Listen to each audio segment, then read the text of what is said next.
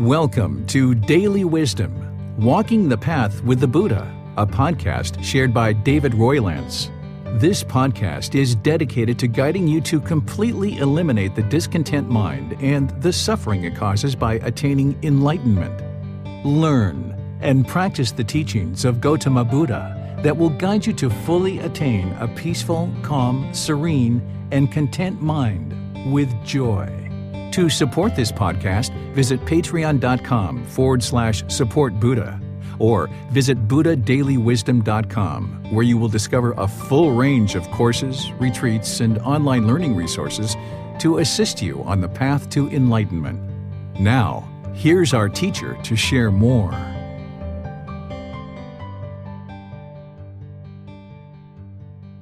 Sawadee Kap. Hello and welcome to Daily Wisdom, Walking the Path with the Buddha. Today is our group learning program, and it's our second part of a 4-part series where I've been sharing with you loving kindness meditation. Last week on Wednesday, I shared with you all the details of loving kindness meditation and why we actually do loving kindness meditation. And then I helped you understand how to actually do loving kindness meditation through a loving kindness meditation session. Well, today what I'm going to do is just remind you of how we actually do loving kindness meditation, and then we'll go ahead and do a session together as a group and open up to any questions that you guys might have. Because the idea is that between last week and this week, you should have had some time to be able to now practice loving kindness meditation and start integrating this in to your meditation practice. And then over the next few weeks, you'll be able to do the same thing. And each one of these classes are designed to be able to help you deepen your loving kindness meditation practice and open up to any questions that you might have. So welcome to our class today.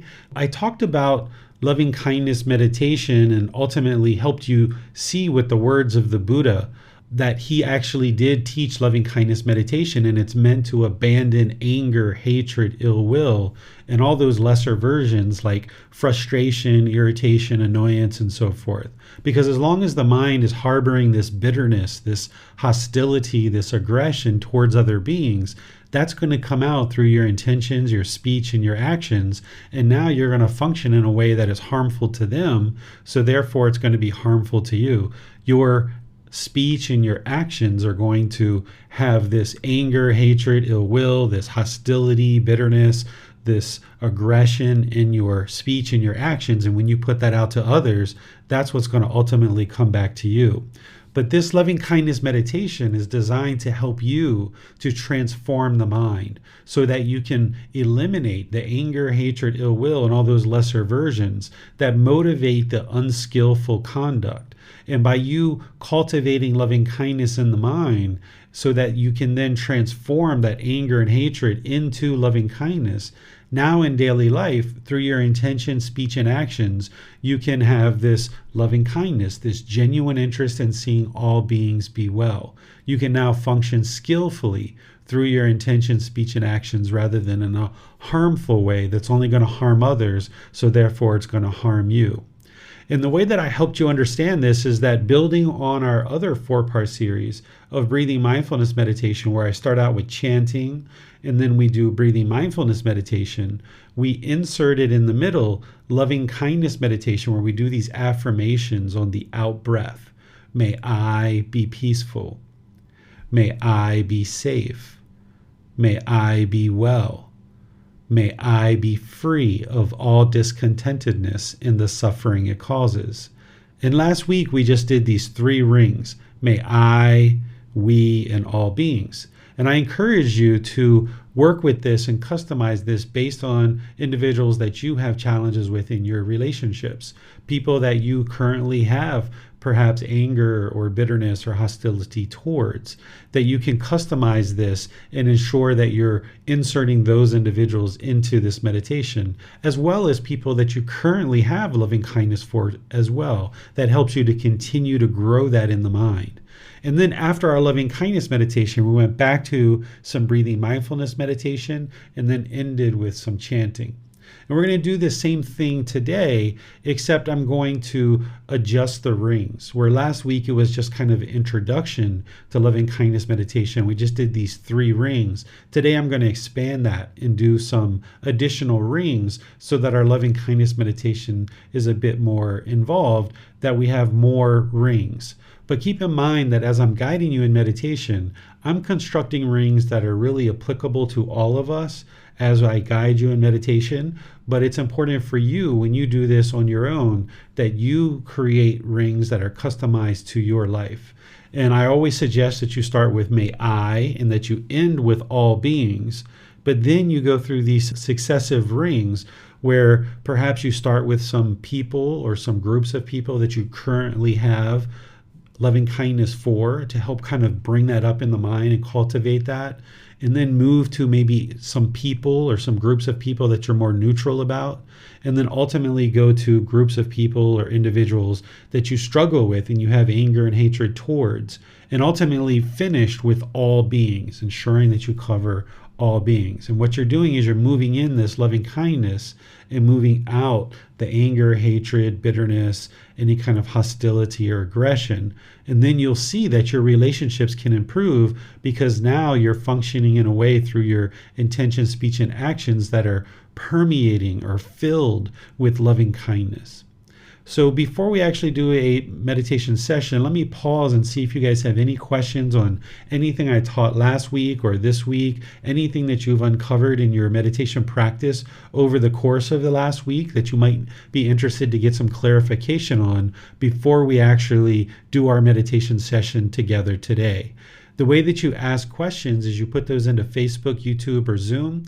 Or in Zoom, you can electronically raise your hand and ask any questions or follow-up questions directly. Yes, Teacher David, I was wondering if there comes a point where a practitioner has an argument or some ill feelings towards someone in their life, is that when they should maybe focus most of their loving kindness meditation practice towards that person to change how they are thinking about this person? Yeah, so we have these different experiences in our life, and they tell us something about our own mind. So you can go a couple of hours or a couple of days or a couple of weeks where maybe things are somewhat peaceful and there's some joy there. But you can maybe encounter something, or you can come into a situation or an experience where you observe this anger, this hatred, this bitterness, this hostility arise. And it maybe even surprises you. You didn't even realize that it was necessarily there. And when you observe that, that's an indication for you. That's like a red light on your dashboard of your car that, hey, something's wrong here. You need to pull over the car and you need to investigate, and you need to start applying a solution so that you can keep driving this car down the road. So the same thing is, if you see anger or hatred or bitterness or any kind of hostility or aggression arise in any situations that you're involved in day-to-day life, you should investigate that. And you can observe that, oh yeah, with my boss or my coworkers or my life partner or my children or my neighbors, some things happen in your day. And now when you observe that there is some hostility there, now maybe for a week or 2 or 3, you include that person or that group of people into your loving kindness meditation. And now you cultivate that over a week or 2 or 3 or 4.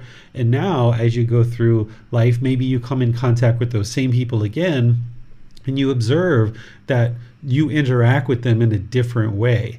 And this can help you to see that this meditation is working, and now you're starting to interact with people in a more loving and kind way. But you're not really interested in just inserting them into your meditation once, because it takes much more time for your mind to be transformed than that. So I would say at least a minimum of a week or 2, and then kind of expand it beyond that. Even if you feel that the anger and hostility or the bitterness is gone, continue to do it for a few days or a few weeks so that you can just ensure that you do what the Buddha said, which is obliterate it at the stump, or destroy it. Utterly destroy this anger, hatred, and ill will. So wherever you see these situations occur, that's a good indication for you to include those people or those groups of people into your loving kindness meditation. And then that's where your meditation will be fluid, where you might have certain people that show up all the time, of course, like yourself or your life partner, your children, maybe your parents, maybe people who you interact with regularly, and maybe you kind of create one ring for them, which is my family, or may those close to me, be peaceful, safe, well, and free of discontentness. You may find it pretty easy to cultivate loving kindness for them, but then what you would really like to do is move into those more challenging rings of individuals and people. And those are going to probably fluctuate. There might be some people that you know of right now that the mind has anger or hatred towards, and you've had that in there for quite a long time, and you know that you need to include them in there for multiple months perhaps before you actually clear that out. But then there's going to be other people along the way as you progress in life that maybe someone cuts you off in traffic, or maybe there's this new coworker that shows up on the scene and you're feeling this rub and this harshness between you and that person, and you need to include that person in your meditation for a while. Or maybe some other situation has occurred. Maybe someone in your family has done something that you feel was very aggressive or harsh towards you, and you feel this anger arising, and maybe you need to include that person for a while. So this meditation is going to stay somewhat fluid as you progress, and then ultimately when you get closer and closer to enlightenment, by the time you get to the third stage of enlightenment as a non-returner, all ill will be eliminated from the mind, and you won't need this meditation any longer because it'll all be gone. You will see that for a year or 2 or 3, no anger, no irritation, no hostility, no bitterness whatsoever has arisen in the mind for that extended period of time. And then you'll know, aha, okay, I don't need to do this meditation because none of that is arising in the mind. But don't be in a hurry to drop off this meditation, and don't allow the ego to kind of convince you that that little bit of annoyance, that little bit of irritation is okay. Because as long as you have that little bit of annoyance and irritation in the mind still isn't enlightened. There's still that poison that we call anger, hatred, ill will, but there's these lesser versions of annoyance and irritation. So wherever you see those, you would like to stamp them out and just utterly destroy them and obliterate them, like the Buddha said. Thank you, sir. Also, should this be done regarding people that a practitioner will no longer be having contact with, or may it be who have passed away? It can be all of those, because if there's any kind of anger, hatred, or ill will, or those lesser versions in the mind, even for people who have already passed away, even for people you haven't seen for 10 or 20 years, it's still inside your mind. There's still this mental object of ill will, which is more deeply rooted in the mind. And in order to get to enlightenment, you have to uproot that mental object. You have to let that go. So even though these people have passed away, or even though you haven't seen that person for 10 or 20 years and there's no way you're probably ever going to see them again, you're still harboring this anger, hatred, ill will. This mental object is still there that needs to be uprooted out of the mind. And you uproot that because that's an unwholesome root. Because even though you have that and you're harboring that towards certain individuals, it's still going to come out towards others as well. You can't just keep that anger and ill will segmented and isolated just for that person you haven't seen for however many years. That mental object is still there in the mind. It's still hindering your mind, and you need to uproot it and purify the mind to the point where you don't have any ill will towards anyone in the entire world, any human beings, any animals, or anything, that you have nothing but this genuine interest in seeing all beings be well. One of the ways that you can test your own mind is if you have children, or if you have a life partner or something like this, somebody who's really close to you. Think about, and I know this might be hard for some of you, but think about if somebody murdered one of those people, one of your children or life partner, your parents or someone like that, how would you feel about that person? Would you feel that you really despise this person, you really hate this person, you really are angry and bitter at this person. Because if that's the truth, if that's what you would feel, then there's still this anger, hatred, and ill will in the mind. So you've got to get to the point where you've cultivated so much loving kindness that even if someone were to kill you or kill somebody close to you, you understand that this is their craving, anger, and ignorance, and it wouldn't arise any ill will in your own mind. One of the ways that the Buddha said this is he said that if two people were holding you down and sawing you limb to limb to limb, essentially sawing off your wrist and sawing off your elbow and sawing off your shoulder and your ankle and your knee and your hip, and they were sawing you limb by limb by limb, he said even in that situation you should have enough loving kindness cultivated in the mind that no hatred would arise in that situation, essentially is what he was sharing. So that's the level of loving kindness that you can cultivate with this meditation. And you can use this as an internal test of your own mind so that you're not just prematurely eliminating loving kindness meditation from your practice, but instead you have this objective nature where you're looking in and you're trying to determine if somebody did these really graphic and harmful things to you or somebody else close to you, how would you feel about that? And if you would feel any kind of annoyance or irritation or hatred or bitterness or hostility towards that being, then that means there's still this mental object of anger, hatred, ill will there, and the mind can experience enlightenment as long as that's there. It doesn't mean if these people do these harmful things that you're going to take them out to lunch and you're going to celebrate with them and you're going to feel joyful that they've done these things. But a person who no longer has this mental object of ill will in the mind, even in those extreme circumstances, there wouldn't be the arising of anger, hatred, or ill will that comes up in the mind. Thank you, sir. That appears to be all the questions that we have at this time. Okay, so let's go ahead and do our loving kindness meditation. So I'll guide you through the entire meditation, but you're going to be interested to get the body into a nice, comfortable position. If you're sitting in a chair, that means your feet are probably either flat on the floor or crossed at the ankles. Your lower body should be comfortable, nice and relaxed, not luxurious, but not painful, nice and relaxed. And the same thing if you're sitting on the floor, you would like to be comfortable, not luxurious and not painful. So that means you might put a cushion under your rear to lessen the angle at the hips, knees, and ankles. And then your hands and arms, you would like to rest them comfortably in the lap. The Buddha put his right hand on his left with his thumbs together, and you can put that in your lap if you like and completely relax the arms and the hands. If that's not comfortable for you, you can put your palms on your thighs or your knees. You can put them on the armrest of a chair.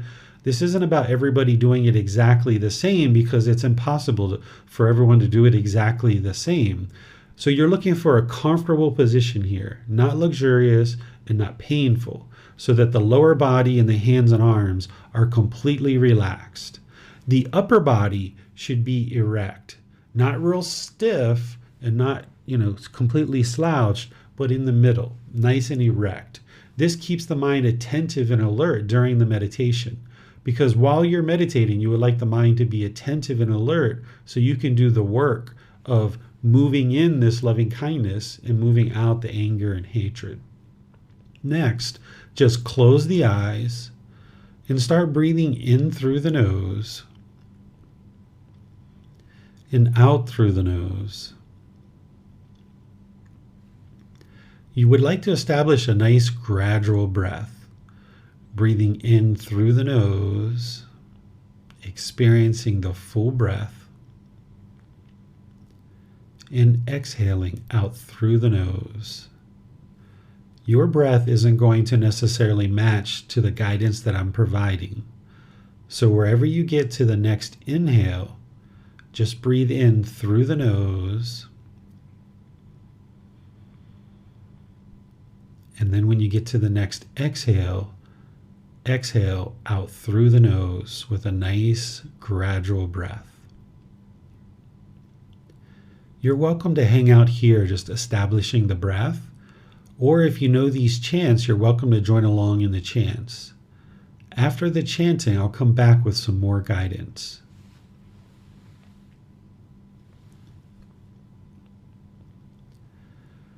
Arahang Samma Sambuddho Bhagava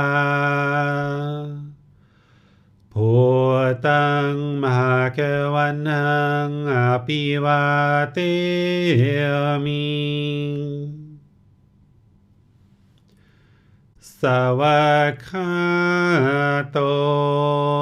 Bhagavata Tammo Dhammang Namasami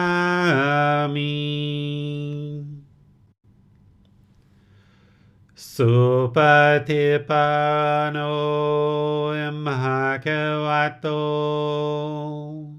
Savaka Sangho Sanghang Namami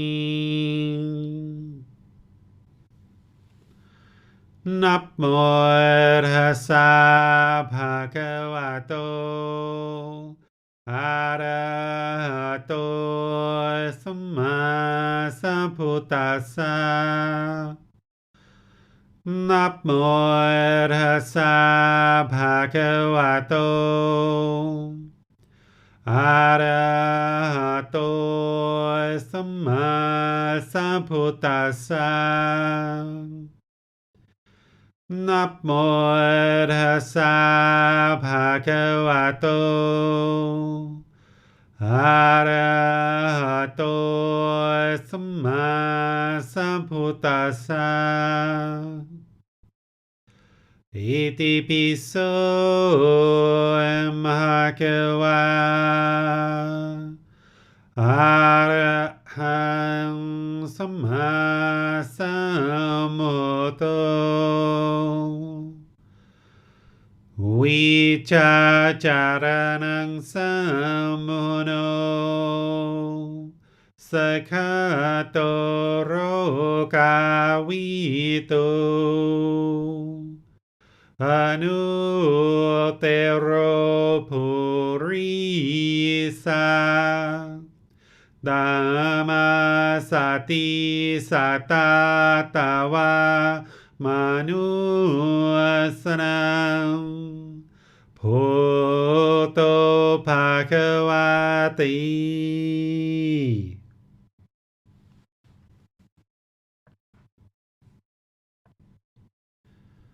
Okay, we're going to start with breathing mindfulness meditation.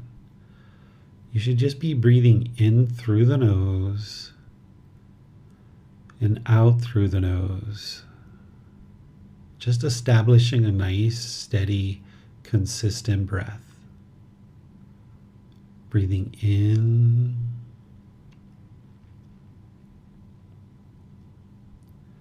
and out. Breathing in and out.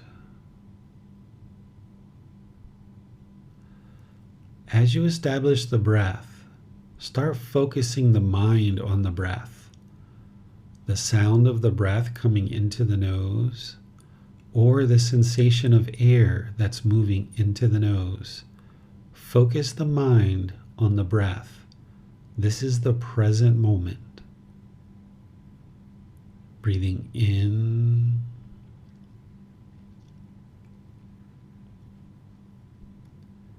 and out.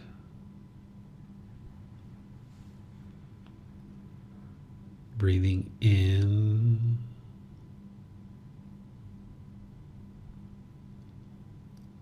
and out. With the mind fixated on the breath, whenever you observe that the mind is off the breath, cut that off, let it go, and come back to the breath, the present moment. No need to judge the thought, no need to analyze it, no need to label it or even figure out where it's coming from. Just wherever you observe a thought, you cut that off, let that go, and come back to the breath, the present moment. Breathing in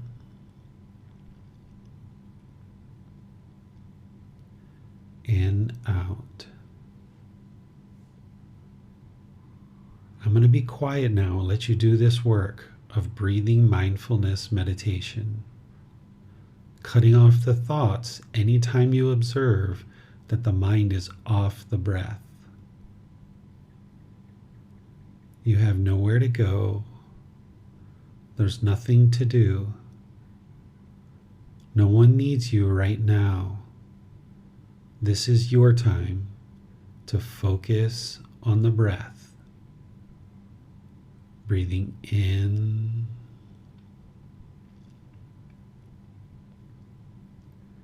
and out.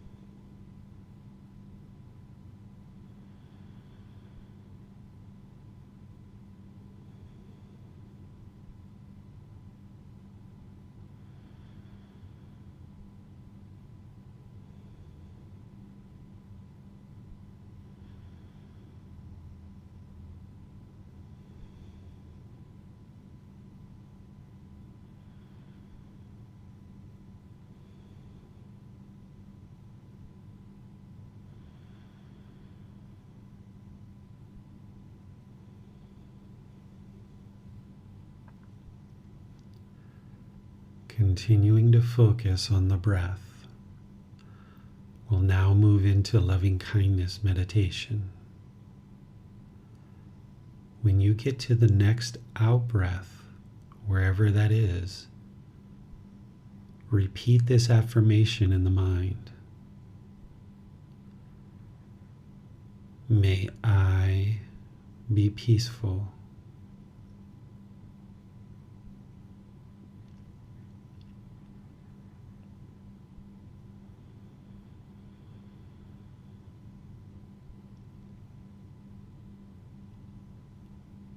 May I be safe.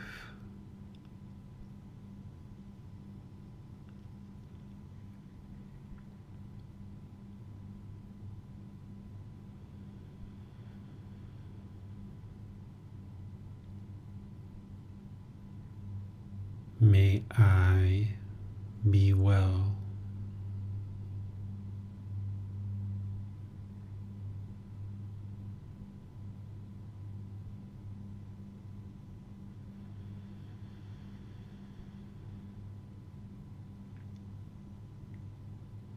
May I be free of all discontentedness and the suffering it causes.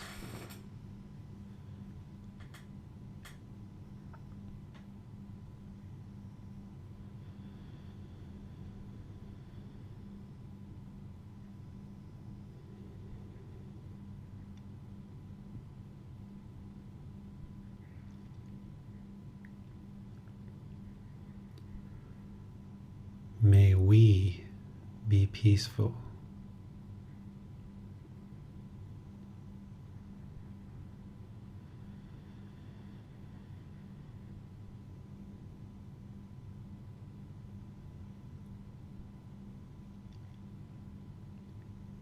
May we be safe.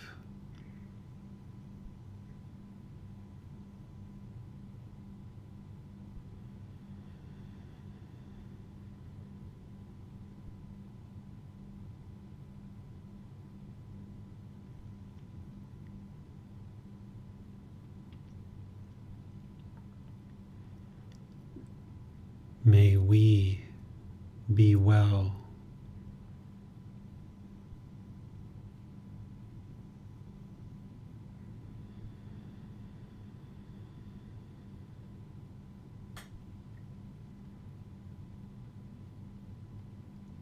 May we be free of all discontentedness and the suffering it causes.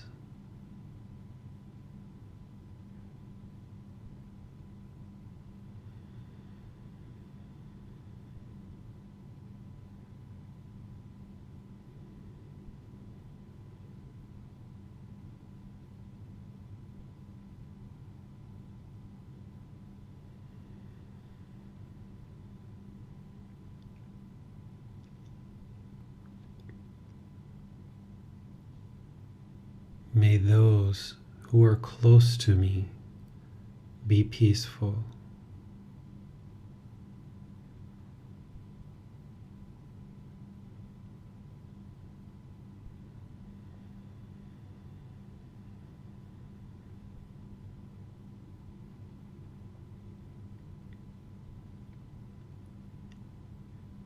May they be safe.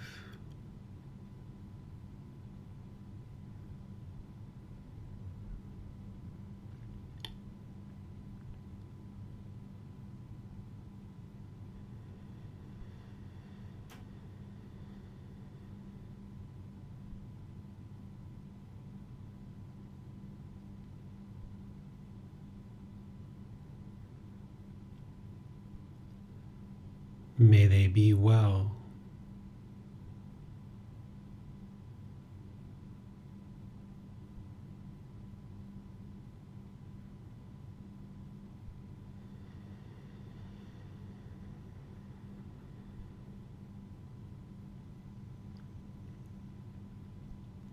May they be free of all discontentedness and the suffering it causes.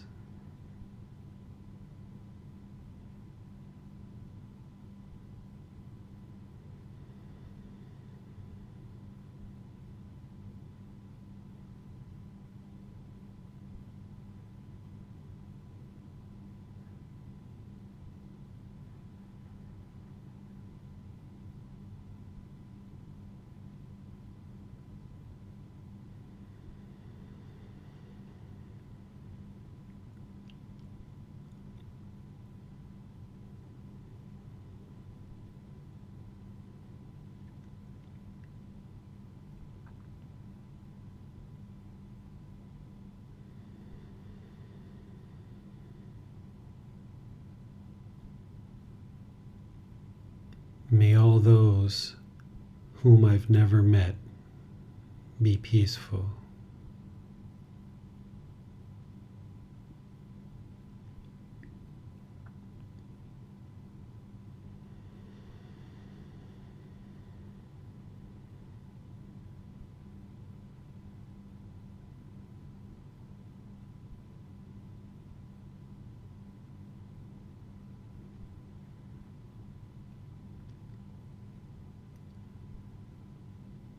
May they be safe.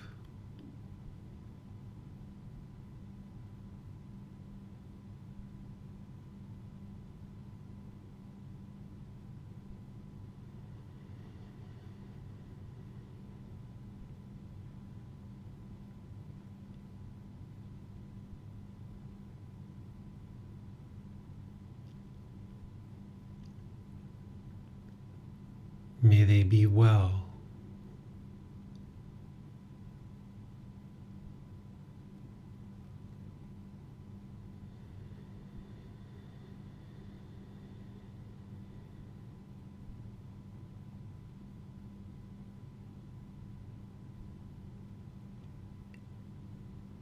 May they be free of all discontentedness in the suffering it causes.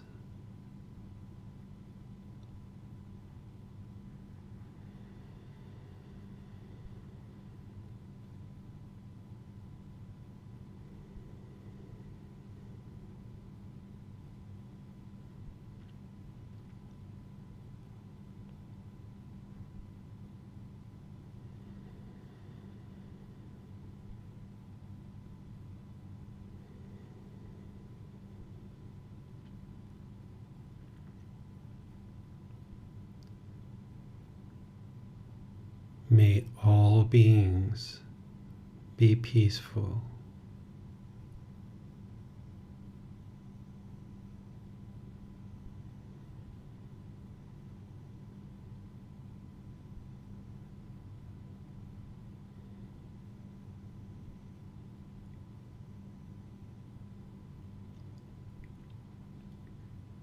May all beings be safe.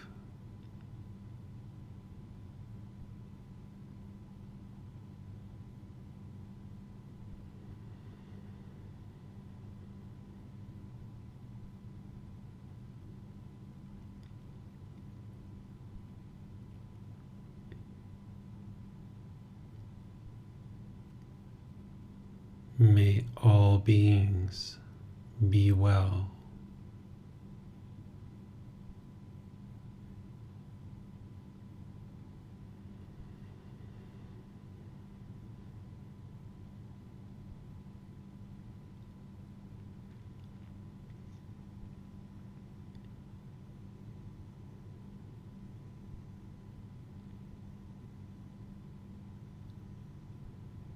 May all beings be free of discontentedness and the suffering it causes.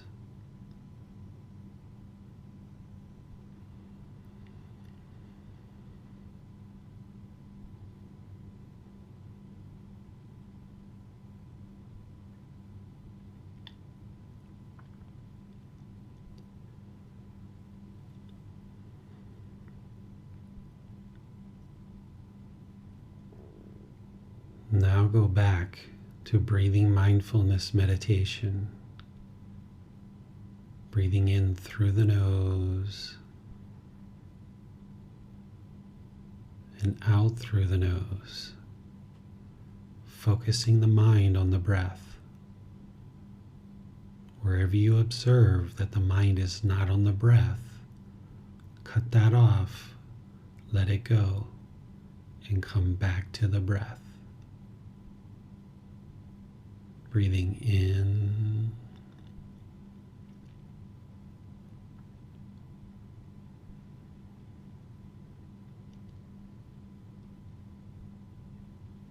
and out.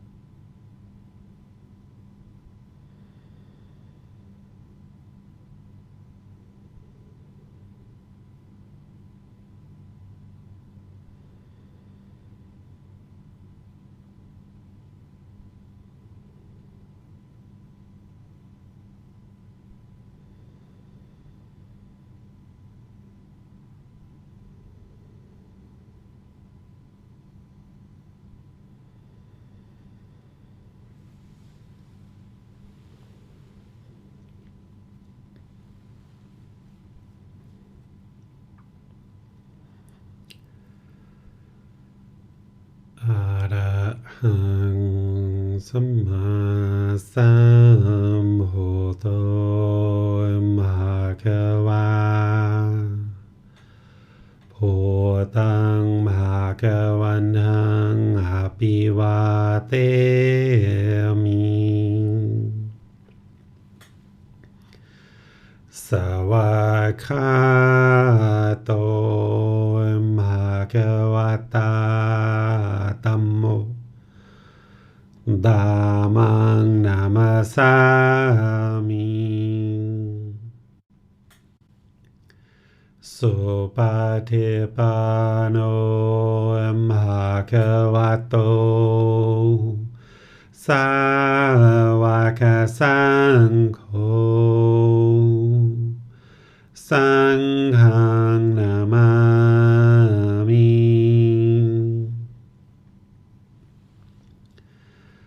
นะโมตัสสะภะคะวะโตอะระหะโตสัมมาสัมพุทธัสสะนะโมตัสสะภะคะวะโตอะระหะโตสัมมาสัมพุทธัสสะนะโมตัสสะภะคะวะโตอะระหะโตสัมมาสัมพุทธัสสะ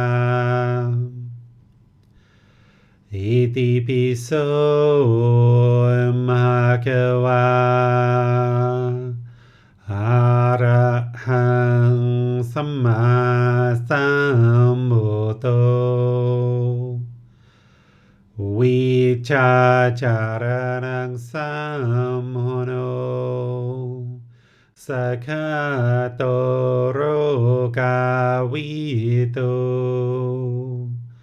อนุเตโรภูริสาธัมมาสติสัตตาตาวะมานุสนังพุทโธภะคะวะติ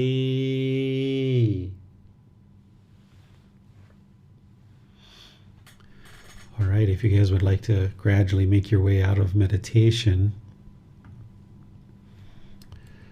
I would like to share with you that while we use loving kindness meditation in order to cultivate loving kindness in meditation, your development of loving kindness doesn't stop here.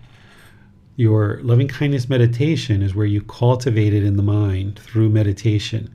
But now in daily life, the way that you allow this meditation to now be applied to your daily life is that wherever you observe that anger or hatred or ill will or bitterness, hostility, aggression, or any of those lesser versions like irritation and annoyance are arising in the mind, you cut those off and let them go. You cut them off and let them go. Just cut them off, let them go. And that'll get easier and easier over time as you develop your meditation practice. And then after you cut off and let go of any arising discontentedness, then you arise this loving kindness or this genuine interest in seeing all beings be well. So if you're in a conversation at work or at home or somewhere else, or you're just in a car driving by yourself and you observe any kind of anger, hatred, ill will, bitterness, hostility, irritation, annoyance starting to arise, you should start observing this bodily sensation. And when you observe that bodily sensation, cut that off and let it go. And then whatever the mind is having this anger, hatred, ill will towards, you arise this loving kindness, this genuine interest in seeing all beings be well. So we're cultivating this in meditation, but then in daily life, you need to practice it through your intention, speech, and actions. And what I was just describing there with as you observe the arising discontentedness of anger, hatred, ill will, or the lesser versions, this is right mindfulness, having awareness of the mind. And then applying right effort, cutting off and letting go any arisen unwholesome mental states, and applying the effort to arise the wholesome mental state of loving kindness. So your work is happening in meditation, yes, but it's also happening all day long outside of meditation as well. When you observe with mindfulness or awareness of mind that any discontentedness is arising, you cut that off and let it go. That's all discontentedness, whether it's conditioned pleasant feelings, painful feelings, or feelings that are neither painful nor pleasant. Specifically related to any kind of anger, hatred, ill will, frustration, irritation, annoyance, any of these discontent feelings that have this bitterness or this hostility, this aggression towards others, not only are you going to cut that off and let it go, but you're also going to apply effort to arise this loving kindness towards all beings. And this is how you gradually transform the mind over a consistent long-term period of time. So let me open up to any questions that you guys might have related to the meditation itself or how to apply this outside of meditation. You can ask questions through Facebook, YouTube, or Zoom. Just put those into the comment section, or you can electronically raise your hand in Zoom and ask any questions that you like. Yes, sir. On YouTube, Tonka asks, I feel a lot of pressure in my head during and after the meditation. So this can occur for people who are just starting out in your first 3 to 6 months, even your first year. You might observe some various pressures in the skull or in the head. This is due to the transformation that's happening in the brain. The training that the Buddha taught is all about training the mind. The mind and the brain are two separate things, but there's a connection between the two. So as we're training this mind, this intangible, non-physical mind that you can't touch, we're training this mind. As you're training and purifying the mind, there's physical changes that are happening to the brain, and that might be what you're feeling in terms of the pressure. Scientists have researched this and have shown the changes that are occurring to the brain as we train the mind through meditation and other aspects of our practice. So you might feel things shifting and changing as you're training, and that's actually a good sign. It means that things are moving around. If you didn't experience anything at all, that's where it's like, okay, well, what's going on here? But these changes that occur in the brain, they happen over a long-term period of time. And as you ultimately get to the first, second, third, and fourth stage of enlightenment, these changes that occur, they won't regress. The brain will never change back to the way it was before. But early in practice like this, if you are practicing and you're feeling these pressures or these changes in the brain and you're not continuing to meditate and you're not continuing to develop your practice, any changes that occur can actually regress. So this is a normal indication that things are shifting and changing in the mind and in the brain. And if you continue to learn and practice these teachings, you'll see some more of these things, but over time they will subside. So if you at one time used to experience any kind of headaches or migraines or things like this, then as you train the mind more and more, you'll observe that these things will dissipate and diminish more and more over time. And you'll find that you no longer will have these headaches that are plaguing the mind either during meditation and or after meditation. So what you're doing is actually in the effort to actually transform the mind. It's just going to take time for those things to occur. Thank you, sir. Also, can people sense that one is elevating, or is it merely just them observing our speech and our actions? Because it's been observed that as this being is working on loving kindness, the people that are met, there seems to be an almost like instant friendship. They want to trust us, things like that, where that didn't occur before. Is that just them seeing our... The connection's breaking up a little bit, Miranda. I think what you're saying is that you're observing that as you interact with... Oh, my Zoom went away. Let's see. My Zoom's rebooting. Yeah, we're having some instability, some impermanence here. There was some breakup in the connection as you were asking your question. I think what you were saying, Miranda, is that you're noticing that people seem to have an instant friendship with you, instant trust now that you've been practicing these teachings for a while. brand new people you've never met before, which this didn't occur in the past. Yeah, this is very normal, because as you're functioning with more and more qualities of enlightenment, even though other people don't know what an enlightened being is necessarily, they don't understand this path to enlightenment, they don't even know that you are meditating, they don't know that you're on the path to enlightenment, they might not know anything about that.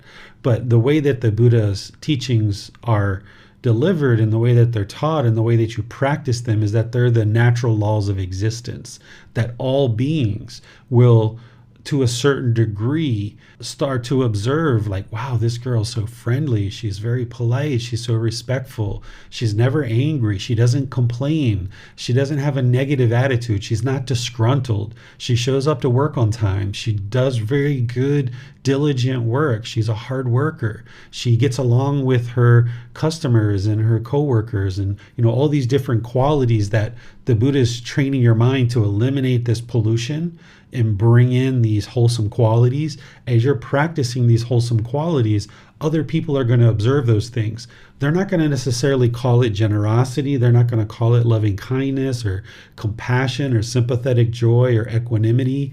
They're not going to call it right intention, right speech, right action. They're not going to call it harmlessness and non-ill will and all the things that we know as part of the Buddhist teachings, but they feel it. They feel that light. They feel that enlightened being coming through. They feel the stableness, the calmness, the steadiness, that polite, kind, friendly, and respectful being. And that is something that universally people can observe and people can appreciate it.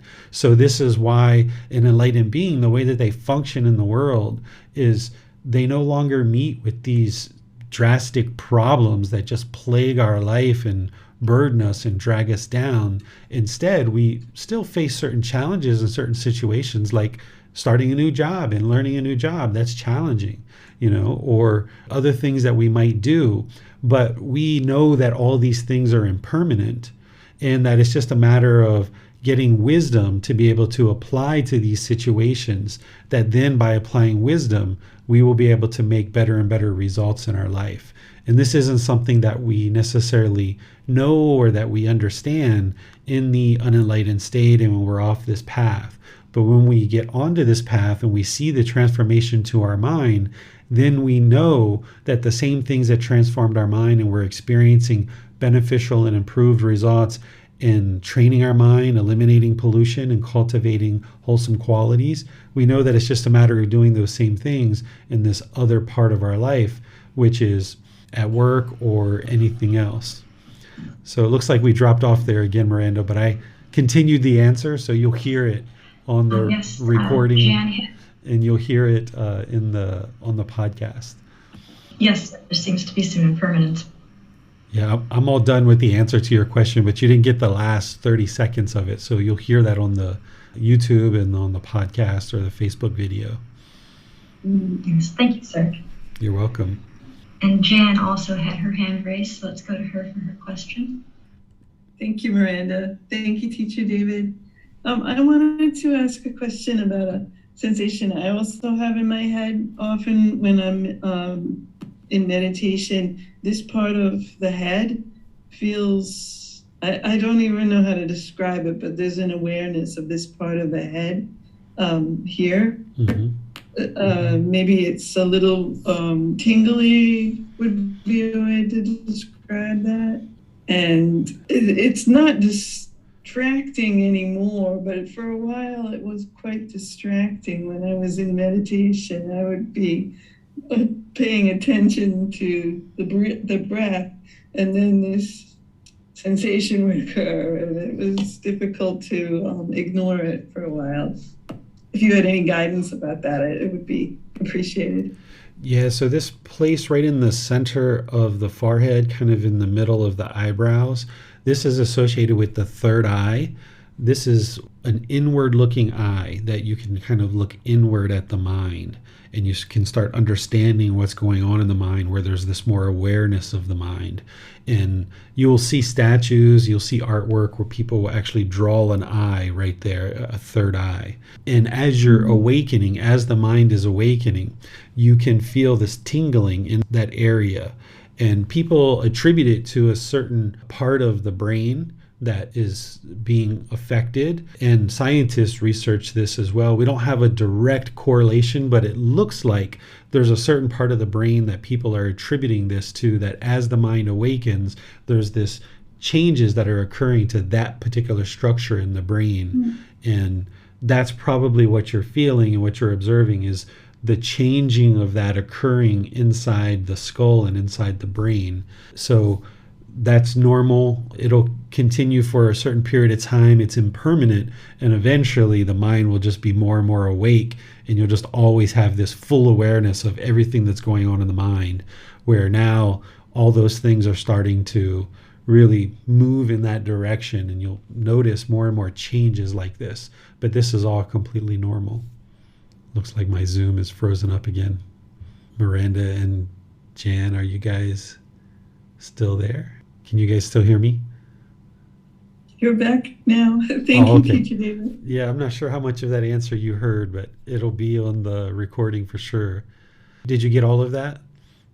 Most, I think. Okay. Yeah, so it's very normal. It's very normal. It's attributed to the third eye. And as the mind awakens, you'll get more and more full awareness of the mind, where now you're starting to observe the changes. But after the body and the mind and the brain goes through these changes, then the mind will just always have full awareness, and you won't have those changes going on anymore. You'll feel less pressure, and eventually if you get to enlightenment, there'll be no pressure in the skull whatsoever. You won't have any headaches, you won't have any grumpiness or irritability and all these things. And the mind has been purified, the brain has been completely transformed, and life is just completely, utterly peaceful. But you go through these changes and you observe these transformations as they're happening. Thank you. You're welcome. Sir, you've spoken on a number of subjects about how the mind can swing like a pendulum from one side to the other before finding and staying in the middle. Can this happen with loving kindness also? Can the mind swing from having too little loving kindness and compassion to having possibly too much loving kindness and compassion, especially living in a world where the majority of people are not aware of and are not practicing these teachings? And how should a practitioner deal with this if this is a possibility, sir? Yeah, you're going to see these in correlation to all areas of your practice, whether it's loving kindness, compassion, sympathetic joy, equanimity, generosity, all these different aspects of the wholesome that you're moving towards cultivating in the mind. If the mind is either craving those things too much and practicing them in extreme or excess, and you start now moving to the middle, the mind doesn't just go from there straight to the middle like, aha, I got it, perfect. It's going to overshoot the middle and go to too little loving kindness, too little generosity, too little compassion, and all those other. Or it's going to start, like you're saying, start with this indifference and this very little amount, if any, loving kindness. And then as you learn these teachings, it might swing over here to kind of this excess. And then just like a pendulum, as it swings, it starts going less and less to the extremes on either side, and it starts coming into the middle. And then more and more and more, you find out where that middle is, and then boom, you got it. You're like, there's the middle for loving kindness. I know how to do that. And I'm going to start doing that more and more and more with everyone around me. I can practice that. I know what that feels like now. It feels completely peaceful. I'm not craving it and holding on to it too much and being in excess, but I'm not indifferent either. So I know where that middle is. And now I'm just going to keep practicing that in a steadfast way, in a very steady and stable way. And you need to do that with all these wholesome qualities, because the mind's going to have a tendency to swing like this back and forth until you find the middle and you know where that is. And then once you know where it is, the mind observes that and it feels this peacefulness, and it's like you're taking a breath. And now when you know where that middle is, now you have a tendency to be able to stay there and practice that on a very consistent and long-term basis. The mind will no longer bump out of that middle to being less kind of indifferent, and it won't bounce out of the middle and kind of craving loving kindness and holding on to it real tight. You just know where that is, and you've now discovered the middle and you're practicing that middle way with all these wholesome qualities. Thank you, sir. You're welcome. Jan has her hand raised, so let's go to her for her question. Thank you, Miranda, and thank you for asking that question. I have a related question. I find, Teacher David, that sometimes when I hear that someone is experiencing trouble, I feel this kind of rush of sympathy for them and wanting to help them in some way. And I'm never sure if I've gone too far, maybe with loving kindness, or where to pull back, what's reasonable for me to be thinking about in regard to this. Sure, I can help you with that. So having loving kindness is kind of having that genuine interest in seeing all beings be well, but then taking the action to actually help somebody. This is generosity, right? So the Buddha teaches us about generosity, and he talks about loving kindness too and all these other teachings, but in terms of what you're honing in on is there's loving kindness there and you're not quite sure if it's too much or not. So since you understand that the helping part is generosity, you can use the teachings around generosity to help you. And what the Buddha explains is that prior to practicing generosity, your mind should be joyful. And then while you're practicing generosity, the mind should be calm and confident. He talks about this calmness and this confidence while you're practicing the generosity. And then after you're done with this act of generosity, he says your mind should still be joyful. So if you have this experience, then you know that the mind is in the middle. Because if you're prior to practicing generosity, you're not quite sure, should I step in? Should I not step in?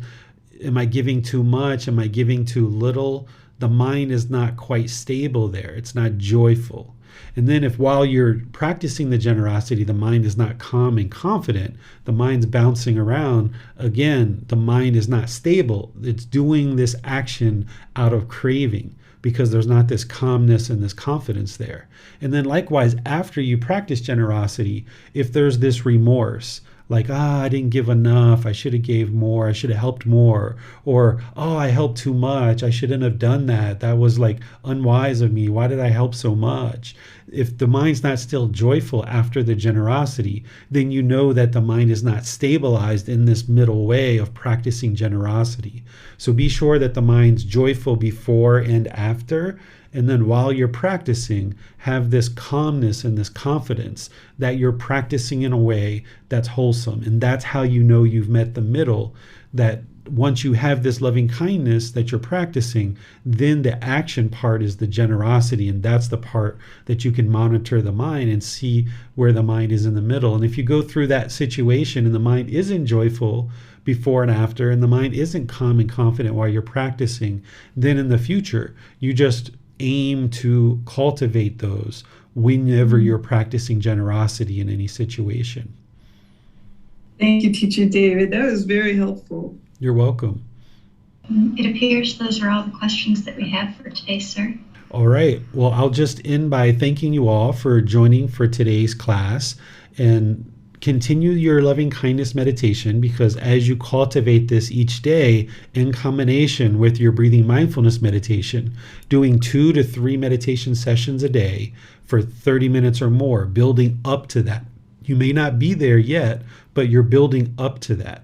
And out of those 2 or 3, you would like at least one of them to be loving kindness meditation, because early on the path like this, there's hatred in the mind, there's anger, there's even those lesser versions as well. So be sure that out of your 2 or 3 sessions that you make at least one of them loving kindness, and you can make all of them loving kindness if you like. This is where it's your practice, your decisions, and be sure to customize those rings based on your unique experiences, that where you experience that you do have anger, hatred, ill will for individuals, be sure to customize those rings and put them or groups of people into your loving kindness meditation. And then you can slowly start seeing the transformation that as you do your meditations on a regular basis, that you will see this transformation to the condition of the mind. And now you'll be interacting in a way that is loving and kind through your intention, speech, and actions, where now you can be polite, kind, friendly, and respectful to everybody. And this is where you can have such rewarding and positive experiences like what Miranda was talking about, where people just trust you, people feel very friendly with you right from the very beginning because they don't feel any kind of hostility, bitterness, or aggression, even the slightest little sliver. They don't feel any of that coming from you whatsoever. So you'll find that you'll be able to function in society so much more at ease when you're practicing these teachings, not just the meditations, but understanding the entire Eightfold Path and practicing that in your daily life, because that's where you're really bringing your full practice to bear. The meditations is something we're doing on our own. It's our own independent practice. But when we go out into the world and we're practicing right view, right intention, right speech, right action, right livelihood, right effort, right mindfulness, right concentration, this is where we're really reaping the rewards and the benefits of having developed our practice in the way that we are. So when you go out into the world and you're practicing the Eightfold Path in all situations, that's where you can really bring on the light and start experiencing this ease about your relationships and the way that you interact with people. But you need to work up to that because, of course, if there's pollution in the mind, as you're even out there trying to practice these teachings like right intention, right speech, and right action, there's going to be some situations where maybe you are a bit bitter, maybe you are a bit aggressive or hostile.